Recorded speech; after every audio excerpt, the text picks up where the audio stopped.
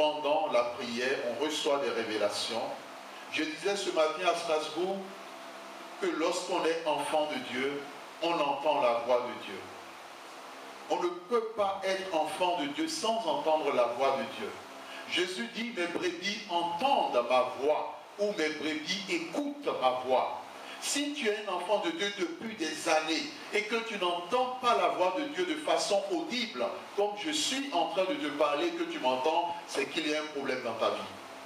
Et il faut que tu te tournes résolument vers l'Éternel. L'une des choses qui peuvent empêcher l'onction de Dieu, la puissance du Saint-Esprit de se manifester dans ta vie, c'est premièrement l'orgueil. Le problème aujourd'hui de plusieurs enfants de Dieu, c'est l'orgueil. Or, là où il y a l'orgueil, le Saint-Esprit ne peut pas travailler. Ce n'est pas possible. C'est ce que l'on appelle des situations opposées. Parmi les fruits de l'esprit, il y a l'humilité. Il y a certaines personnes qui sont trop imbues d'eux-mêmes. Il y a certaines personnes qui ne respirent jour et nuit que de l'égoïsme et de l'orgueil.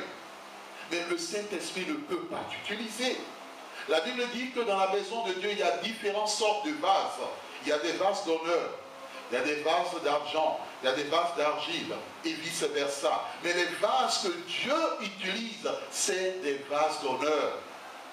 Pour être un vase d'honneur, il faut premièrement que tu comprennes une chose. Tu as besoin d'être humble. Tout chrétien qui passe son temps dans l'orgueil, moi, il n'ira nulle part.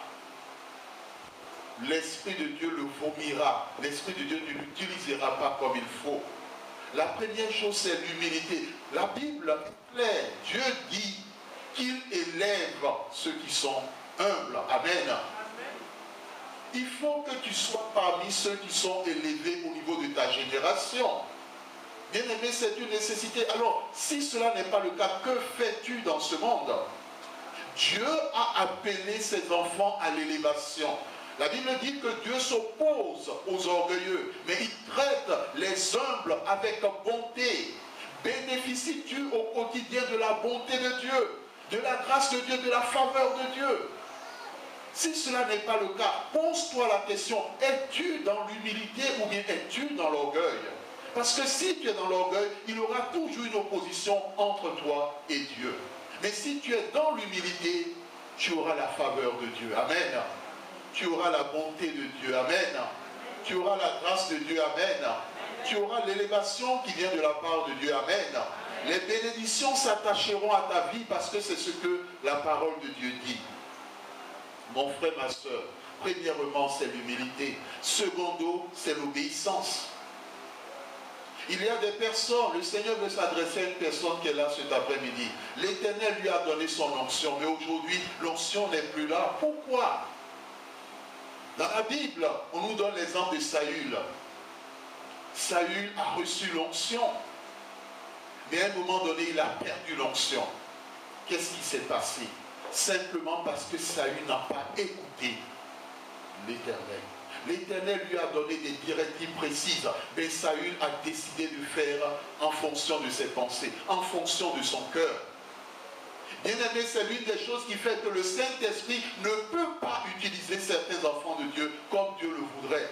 C'est ce qui fait que cette personne ne peut pas être des hommes et des femmes puissantes parmi ceux de leur génération.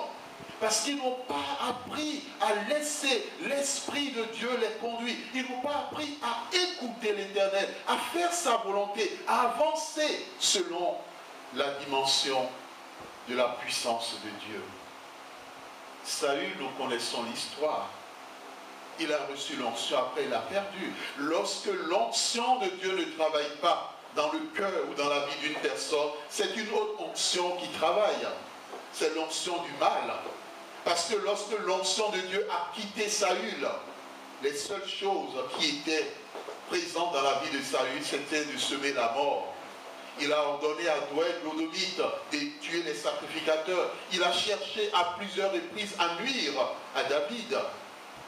Pire, il est allé consulter une voyante pour savoir ce qu'il en est par rapport à sa destinée ou par rapport à sa vie.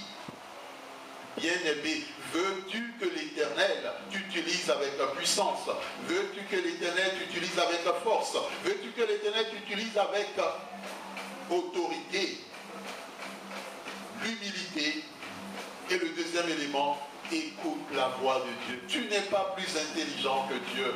Lorsque Dieu te parle, écoute la voix de Dieu, fais-lui confiance. Dieu ne fera jamais ton mal. Il te dira des choses toujours pour ton bien parce qu'il a mis en place un projet de bonheur pour ta vie et non un projet de malheur. Il a mis en place des décisions par rapport à l'humanité, des décisions par rapport au temps et par rapport aux circonstances, afin que sa volonté se fasse.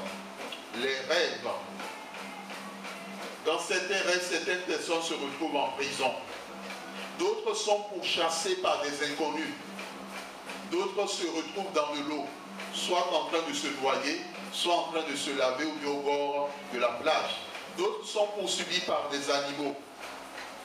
Toute personne qui fait surtout des rêves dont nous venons de parler, ou bien qui ont ce type de révélation, mon frère, ma soeur, elle doit savoir qu'elle est combattue par les sorciers. Elle doit savoir qu'elle est combattue par des esprits mauvais. Elle doit savoir qu'elle est combattue par des méchants. Tu ne dois pas prendre tes rêves à la légère.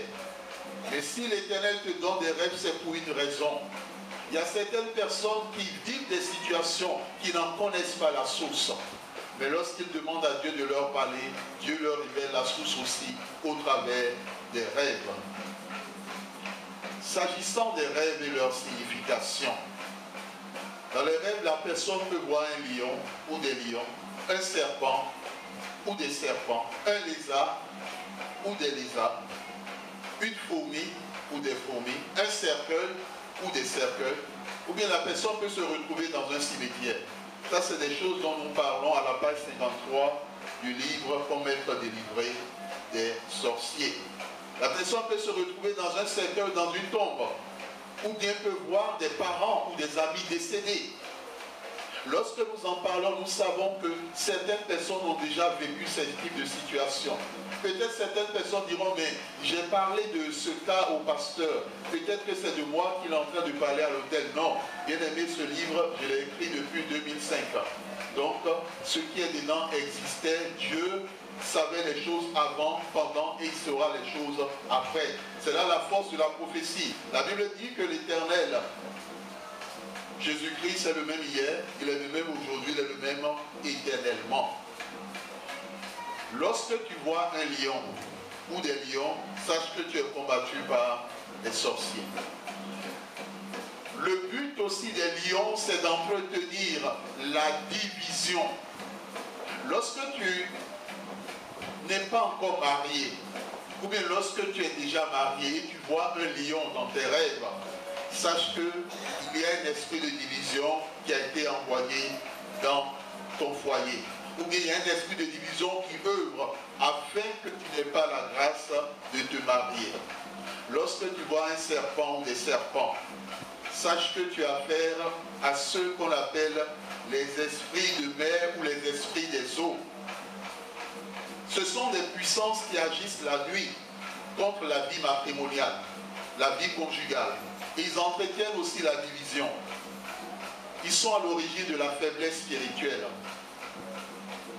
Aussi, les serpents mordent. Il y a des personnes qui sont mordues pendant leur sommeil et quand ils se réveillent, ils ne le savent pas. Mais quand ils se réveillent avec de la fièvre. Ils ont des problèmes de santé. Ils ne comprennent pas. Ils utilisent tout ce qu'on peut utiliser comme paracétamol, comme Doliprane, mais ils ne constatent pas un changement. Ils vont voir le médecin, les médecins leur prescrivent des choses, mais ils sentent dans leur corps qu'ils sont comme encore malades. Ça, c'est le travail des morsures des serpents. Donc, les serpents sont à l'origine de la faiblesse spirituelle. Il y a des personnes qui sont des feux depuis leur nouvelle naissance. À un moment donné, ils sont comme tièdes, ils sont comme refroidis. Bien aimé, la Bible dit que tu n'es pas appelé à être tiède. Tu es appelé à être, que dit la parole de Dieu, tu es appelé à être quoi? Chaud, mais beaucoup plus bouillant. Amen. Vous savez, l'eau peut être chaude et ne pas être bouillante. On est d'accord? Il y a une différence, on est d'accord? Amen. Donc l'eau peut être chaude et non bouillante. Mon frère, es-tu bouillant? Ma soeur, es-tu bouillant ou tiède? Actuellement, dans ta relation avec Dieu, tu es à quel niveau? Est-ce que tu es un enfant de Dieu bouillant ou bien tu es un enfant de Dieu tiède? Peut-être encore plus un enfant de Dieu froid. Certains chrétiens se diront, bon, au moins moi je suis un peu tiède. Bien aimé, la Bible dit que le tiède on le vomira. Amen. Il faut que tu te réveilles, et c'est ce que le Seigneur souligne. Et l'une des choses qui peut expliquer la faiblesse spirituelle dans la vie d'un enfant de Dieu, c'est l'œuvre des serpents. Amen. Les douleurs aiguës, les serpents sont à l'origine des douleurs aiguës. Quand une personne est attaquée par l'esprit du serpent, il peut constater dans son corps ou à des endroits bien déterminés des douleurs aiguës, dans les articulations. La maladie. Les serpents aussi sont à l'origine de la sécheresse financière. Amen. Bien-aimés dans le Seigneur, le rôle du serpent, c'est d'engloutir les finances. Nous nous rappelons une fois lors d'un combat spirituel, nous demandons à l'Éternel d'intervenir par rapport à une demande. Et face à cette demande, il y avait plusieurs armées des ténèbres. Et à un moment donné, l'Éternel nous a montré une baleine. C'était dans une révélation, pas dans le sommeil. Quand on dit révélation, c'est pendant que vous priez, Dieu vous permet de voir. Et nous avons vu une baleine, comme vous envoyez dans les émissions et vice-versa. On a posé la question, mais Seigneur, ça veut dire quoi? L'Éternel dit, c'est dans cette baleine que les gens ont déposé ta bénédiction. Il faut prier pour que je m'occupe de cet animal afin de retirer la bénédiction. Les ténèbres utilisent, il est vrai dans le cadre de Jonas, Dieu a utilisé le poisson. Mais sachez que les ténèbres utilisent aussi les poissons pour aller cacher les choses. J'ai donné le témoignage de cette jeune fille. Ce qui s'est passé lorsque cette fille n'arrivait plus à réussir dans ses études et que les sorciers qui sont à l'origine de son problème lui avaient volé son cerveau, qu'est-ce qu'ils avaient dit? Ils avaient dit qu'ils avaient caché cela dans le fleuve qui était dans ce village. Il y a certaines personnes qui sont nées dans des endroits où il y a de l'eau. Il y a certaines personnes qui ont grandi dans des endroits où il y a soit un fleuve, une mer, un lac, une rivière et vice-versa. Je demande à ces gens de personnes, il faut qu'ils prient beaucoup. Vous ne pouvez pas naître dans des endroits pareils et ne pas être des hommes ou des femmes puissantes dans la prière.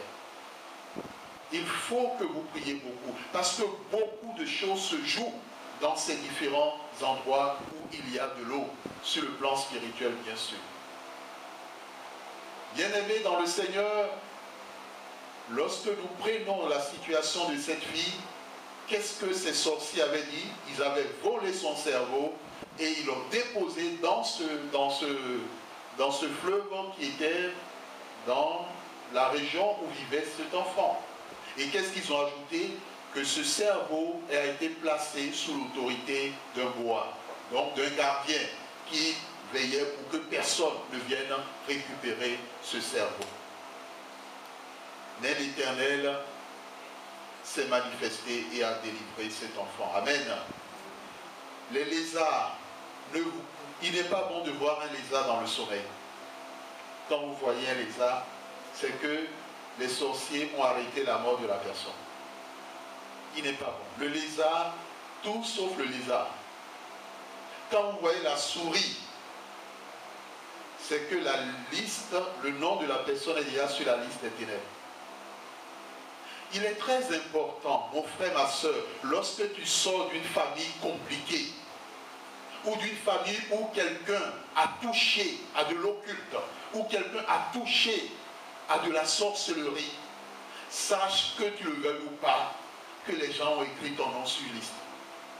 il est très important que tu pries et que tu demandes à Dieu, même si tu ne le sais pas, Seigneur, quels que soient les zones, les endroits où les gens ont écrit mon nom, que tu effaces ce nom de leur liste. Ton nom n'a rien à faire sur la liste des ténèbres. La Bible nous parle du livre de vie. Mais sachez aussi que le livre de la mort existe. Et en tant qu'enfant de Dieu, notre nom ne doit pas y figurer. Lorsque tu es un enfant de Dieu, ou dans ta famille, ou bien toi-même personnellement, ces choses que nous sommes en train de vous dire, nous ne les avons pas écrites. C'est la façon dont le Saint-Esprit est en train de nous conduire actuellement, que nous sommes en train de vous le dire. C'est des choses que nous-mêmes ne savons pas. Bien-aimé dans le Seigneur, lorsque tu es dans une famille et dans cette famille, les gens ont été confrontés à plusieurs